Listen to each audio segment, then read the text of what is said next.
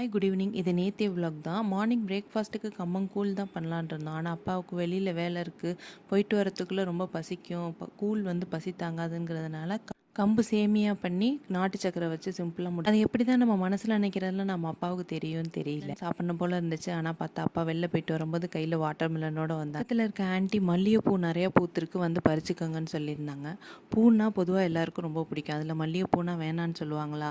அதனாலயே லஞ்சை சீக்கிரமாக முடிச்சுட்டு தம்பியையும் தூங்க வச்சுட்டு நானும் அம்மாவும் பூ பறிக்கிறதுக்காக வந்துட்டோம். கரெக்டாக இருக்கும் போதே பறித்து கட்டினா தான் உண்டு. மலர்ந்துச்சுன்னா இவ்வளோ பெரிய சைஸுக்கு வரும், அது கட்டுறதுக்கு கஷ்டமாக இருக்குங்கிறதுனால பறிச்சுட்டு வந்துட்டோம். அப்படியே பேசிகிட்டே பறிச்சிட்டு இருந்ததில் டைம் போனதே தெரியல. ஒரு மாதிரி ரொம்ப பசிக்கிற மாதிரி இருந்துச்சு. ஈவினிங் ஸ்நாக்ஸும் பார்த்தாக்கா அதெல்லாம் ஸ்வீட்ஸாக தான் இருந்துச்சு. ஃப்ரிட்ஜில் எக் இருந்துச்சு. சரி ஆம்லேட் போட்டுருவோம் அப்படின்னு சொல்லிட்டு ஆம்லேட்டுக்கு ரெடி பண்ணிகிட்டு இருந்தேன். ஆம்லேட் போடும்போது கொஞ்சோண்டு கடல மாவு அதில் சேர்த்துக்கிட்டிங்கன்னா டேஸ்ட்டு செமையாக இருக்கும். அப்புறம் எண்ணெய்க்கு பதிலாக கீ அல்லது பட்டர் அது சேர்த்துக்கிட்டிங்கன்னா செமையாக இருக்கும்.